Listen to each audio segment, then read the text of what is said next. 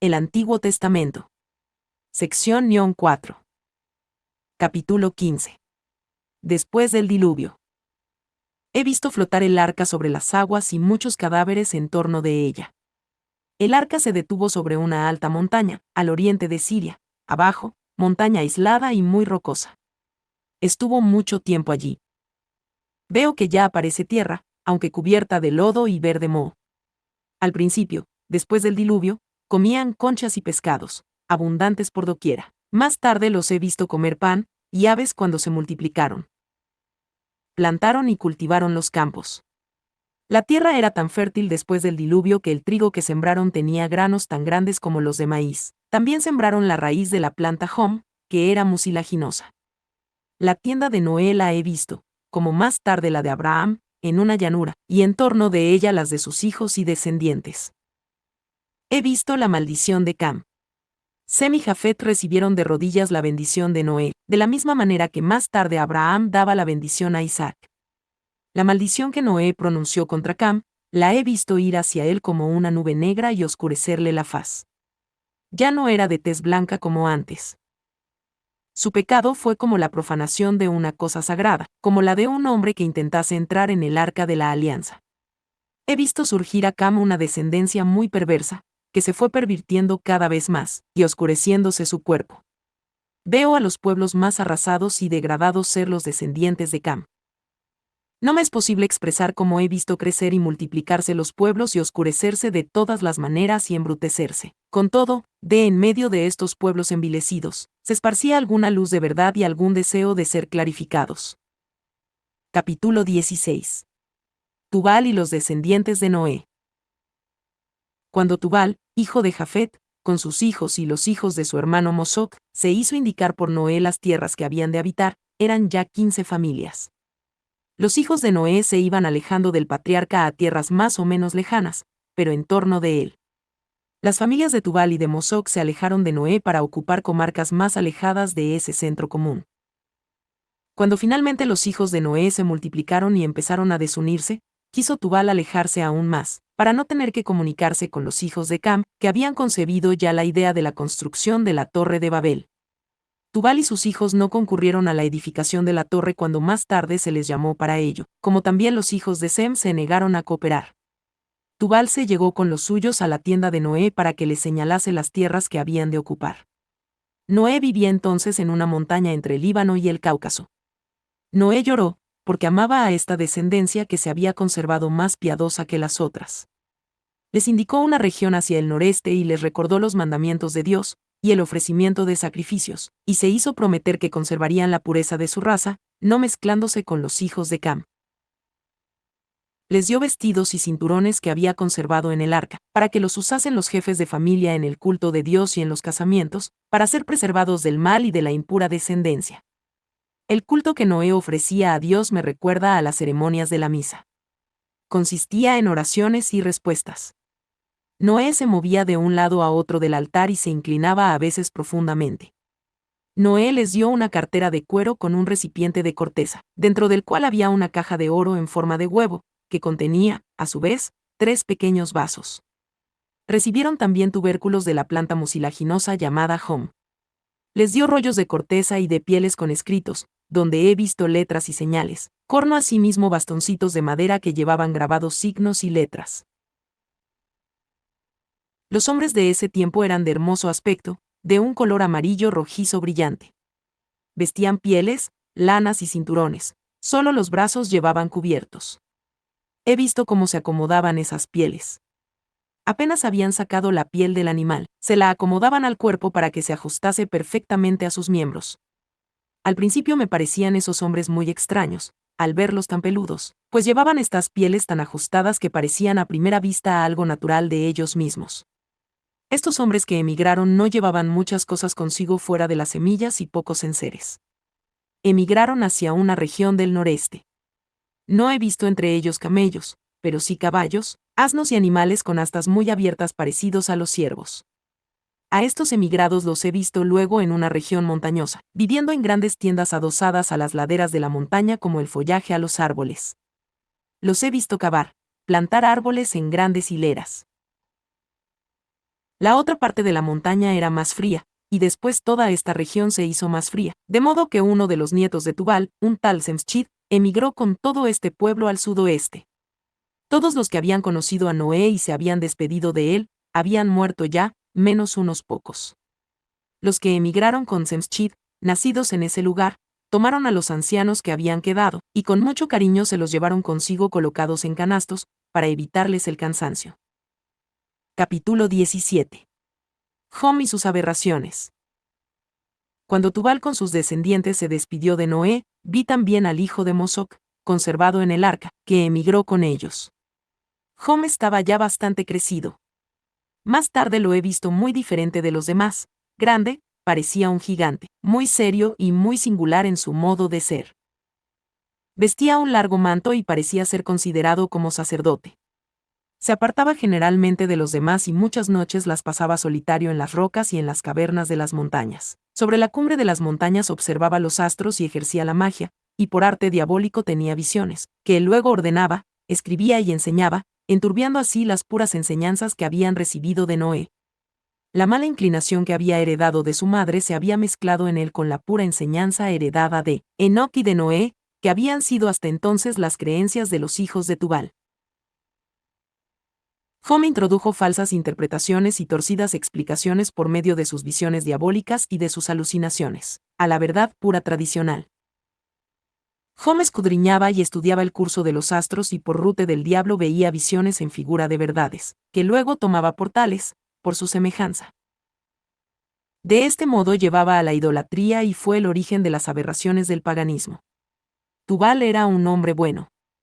Las andanzas de Jom y sus enseñanzas le disgustaban mucho y se dolía especialmente que uno de sus hijos, el padre de Semschit, fuera partidario de Jom. Yo oía lamentarse a Tubal diciendo, mis hijos no son unidos. Ojalá hubiese permanecido junto a Noé.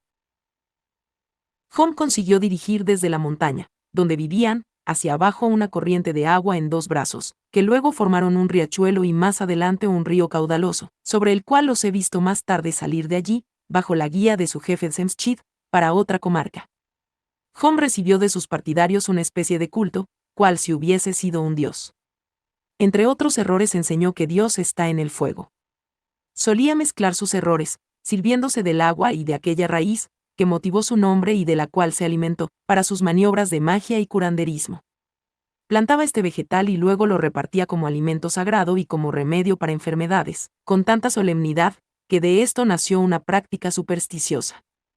La savia de esta planta la traía consigo en un recipiente oscuro como un almirez. Las agarraderas estaban hechas de metal. Estos utensilios de metal provenían de otra tribu que vivía en una montaña lejana, que trabajaba con fuego derritiendo metales. Yo veía que de esas montañas salían llamaradas de fuego, y ese recipiente estaba formado allí con los metales derretidos. Jom no se había casado y no llegó a larga vejez. Contaba muchas historias sobre su propia muerte, en las cuales creía él como más tarde Derketo y sus partidarios. Lo he visto morir de un modo espantoso. De él nada quedó en el mundo, ya que el diablo se lo llevó consigo.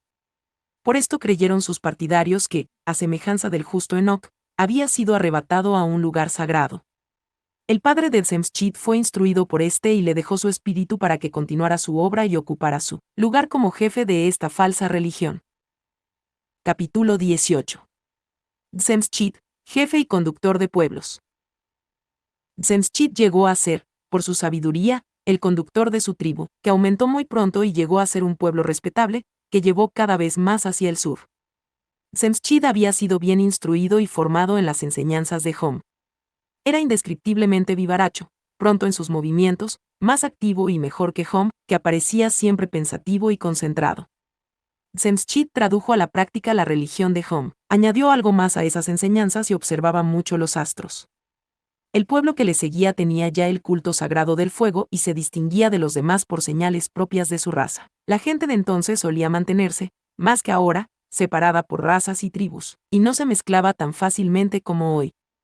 Semschit se ocupaba mucho de mantener la pureza de su raza y el mejoramiento de sus tribus. Separaba, trasladaba y colocaba a unos y otros como mejor le parecía.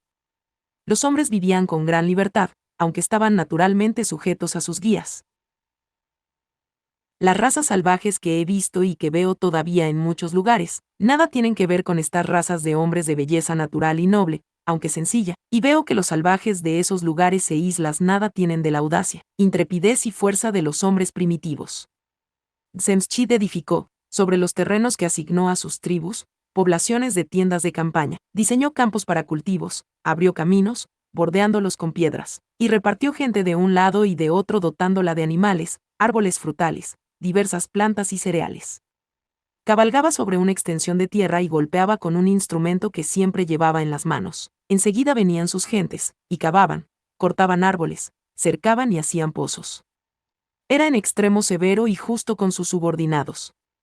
Lo he visto como un anciano alto de estatura, delgado, de color amarillo rojizo, cabalgando sobre un animal muy ágil y veloz, de color amarillo y negro, semejante a un asno, pero de piernas más finas.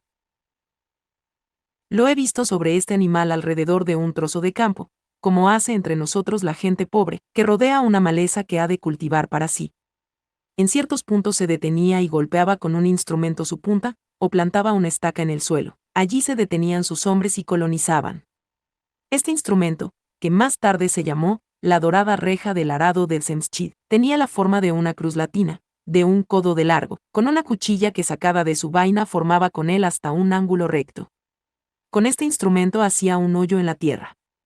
La figura de este instrumento la traía dibujada en su vestido, en el lugar de los bolsillos. Me recordó a la señal que llevaban siempre José y Asenté en el Egipto, y con el cual José medía y distribuía las tierras, solo que éste adoptaba mejor la forma de cruz y tenía arriba un anillo en donde podía ser encerrado. Semschit llevaba un manto que caía en pliegues de delante hacia atrás. Desde la cintura hasta las rodillas colgaban dos retazos de cuero, dos por delante y dos por detrás, que a los lados estaban sujetos debajo de las rodillas. Tenía los pies envueltos con cueros y correas. En el pecho llevaba un escudo de oro. Tenía varios de estos escudos, que cambiaba según las festividades y diversas ocasiones de ritos. Llevaba una corona de oro con puntas, que remataba por delante en un cuerno sobresaliente donde flameaba una especie de banderín. Semschit hablaba mucho de Enoc, sabía que no había muerto, sino que había sido arrebatado de este mundo. Enseñaba que Enoc había transmitido a Noé toda buena enseñanza de verdad, lo llamaba padre y heredero de todo lo bueno. Pero añadía que de Noé había llegado a él, Semschit, toda esa herencia de verdad y de bien. Tenía también, según he visto, un recipiente de oro en forma ovoidal que llevaba colgado del cuello, en el cual, afirmaba, estaba encerrado algo misterioso y bueno, que Noé había tenido guardado en el arca, y que había recibido en herencia. He visto que donde él, en sus correrías, se detenía para fundar una población, levantaba una columna y sobre ella colocaba, en sitio de oro, ese recipiente de oro. La columna tenía figuras entalladas. Era una hermosa construcción y encima levantaba un templete como si fuese un santuario. El recipiente tenía por tapa una especie de corona con abertura y cuando Semschit hacía fuego, sacaba algo del recipiente y lo echaba sobre el fuego. En efecto, he visto que el recipiente había estado en el arca y que Noé había guardado en él el fuego. Por esto se convirtió en una especie de santuario y de objeto sagrado para Semschit y su gente. Cuando era expuesto al público, ardía siempre el fuego delante del cual prestaban adoración y sacrificaban animales. Semschit les enseñaba que el gran Dios habita en la luz y en el fuego, y que ese Dios tiene muchos otros espíritus y semidioses que le sirven. Todos los pueblos se sometían a su dominio. Él establecía hombres y mujeres en uno y otro lugar, dándoles animales de labranza, haciéndoles cultivar y sembrar la tierra. Esta gente no podía disponer de sí, sino que Semschit los manejaba como rebaños, y daba las mujeres a los hombres según su voluntad. Practicaba la poligamia, tenía varias mujeres y en especial una muy hermosa, de mejor procedencia, de la cual tuvo un hijo que fue su sucesor y su heredero. Edificaba grandes torres redondas, a las cuales se subía por escalones y desde donde exploraba y miraba las estrellas. Las mujeres, que vivían separadas y muy sujetas, llevaban vestidos cortos, y sobre el pecho y parte superior del cuerpo, un trenzado de cuero. Detrás colgaba algún adorno y en torno del cuello y sobre los hombros, hasta las rodillas, descendía un paño ancho en la parte inferior, de forma redondeada. Esta vestimenta estaba adornada, en el pecho y en los hombros, con señales o letras. He visto que en todas las comarcas donde Semschit fundaba poblaciones, hacía construir caminos que iban en línea recta hacia el lugar donde se fabricaba la Torre de Babel. Donde este conductor de pueblos se establecía, aún no había habitantes. No tenía, por consiguiente, que echar ni desalojar a nadie, todo procedía pacíficamente. Solo se veía allí poblar y edificar. La raza de gente de Semschit era de color amarillo rojizo, como ocre brillante. Era realmente una hermosa raza de hombres. Todas las diversas razas eran contramarcadas, para reconocerlas y preservar las más nobles de las mezclas. Los he visto trasponer con su gente una alta montaña nevada. No sé cómo alcanzó a pasar al otro lado, pero lo hizo con todo éxito, aunque con pérdida de mucha de su gente. Tenía caballos o asnos y él mismo cabalgaba con un animal pequeño, veteado, muy veloz. Un cambio brusco de la naturaleza los había hecho alejar de su primera morada. Se había vuelto la región muy fría. Ahora veo que es de nuevo más benigna. En su camino encontraba tribus en el mayor abandono, gentes que habían huido de la tiranía de sus jefes, otras que esperaban a algún conductor. Estas razas dispersas se unieron gustosas a su gente y a su mando, pues su carácter era bondadoso, y distribuía trigo y bendiciones por donde pasaba. He visto tribus que habían tenido que huir, porque habían sido saqueadas y robadas sus tierras, como le sucedió al paciente Job. Algunos no conocían el fuego y cocían su pan a los rayos del sol o sobre piedras recalentadas al sol. Cuando Semschit les hizo conocer el fuego, apareció ante ellos como un dios. Encontró en su camino una tribu que sacrificaba a los hijos defectuosos o que les parecían insuficientemente hermosos. Los enterraban hasta la mitad del cuerpo y hacían fuego en torno de ellos. Semschit desterró esta bárbara costumbre, libró a estas criaturas y encargó a ciertas matronas que cuidasen y educasen a esos niños. Cuando eran grandes, los repartía entre las tribus, como peones y siervos. Siempre ponía máximo cuidado en preservar la pureza de su raza. Semschit habitaba con su gente en un principio al sudoeste, de modo que tenía el monte de los profetas a su izquierda, hacia el sur. Más tarde se trasladó hacia el sur, teniendo entonces el monte a su izquierda, en el oriente. Creo que después pasó al otro lado del Cáucaso. Entonces, cuando en esos lugares todo bullía de gente y todo era movimiento, en nuestras tierras, Alemania, todo era solo bosques, pantanos y tierras desiertas. Hacia el oriente, aquí y allá, había algunas tribus dispersas. El famoso Zoroastro, estrella brillante, que floreció mucho más tarde, fue un descendiente del hijo de Semschit y renovó la enseñanza de aquel conductor de pueblos. Semschit escribía sobre tablas de piedra y de cortezas toda clase de leyes, de preceptos y enseñanzas. Su alfabeto era de tal modo que a veces una sola letra o signo significaba una frase entera. Este lenguaje era todavía de la primera lengua y veo que tiene relación o semejanza, a veces, con nuestro idioma. Semschit vivió hasta los tiempos de Derketo y de su hija, que fue la madre de la famosa Semiramis. Semschit no alcanzó hasta los tiempos de Babel, pero sus correrías se dirigieron en esa dirección. Capítulo 19. Ocasión en que vio la vidente la historia de Hom y Semschit. He visto toda esta historia de Hom y Semschit en cierta ocasión en que Jesús enseñaba delante de los filósofos paganos de Lanza, ciudad de Chipre. Estos filósofos hablaban de Semschit delante de Jesús como de un sabio rey del Oriente que había vivido allá en las Indias, que poseía una daga, recibida de Dios, con la cual repartía y señalaba tierras y poblaba comarcas y esparcía bendiciones por donde pasaba. Le preguntaron a Jesús si sabía algo de él y de las maravillas que contaban de su paso sobre la tierra. Jesús les respondió que Semschit había sido solo un hombre prudente y sabio, según los sentidos y la naturaleza, que había sido un conductor de pueblos que había llevado su tribu y poblado a ciertas regiones con su gente, cuando empezaban a dispersarse, como sucedió después de Babel en mayor escala.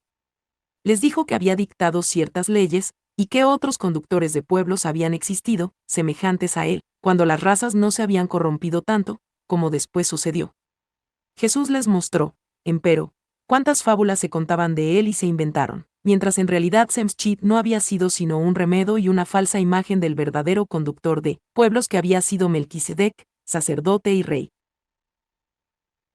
Jesús les dijo en esta ocasión que mirasen a Melquisedec y al pueblo de Abraham, puesto que al dispersarse los pueblos había Dios enviado las mejores familias a Melquisedec para que las guiara y las mantuviera unidas, y les preparase morada y tierras para habitar y se mantuvieran puras. De este modo, les dijo, estos pueblos se hicieron dignos o indignos de la gracia del llamamiento y de la promesa, según sus méritos. Jesús añadió, quien haya sido Melquisedec lo podéis pensar e imaginar. Lo cierto es que fue una primitiva imagen de la ya cercana hora de la gracia del llamamiento. El sacrificio de pan y vino que él ofreció se ha de cumplir ahora y perfeccionar, y este sacrificio verdadero ha de durar hasta la consumación de los siglos.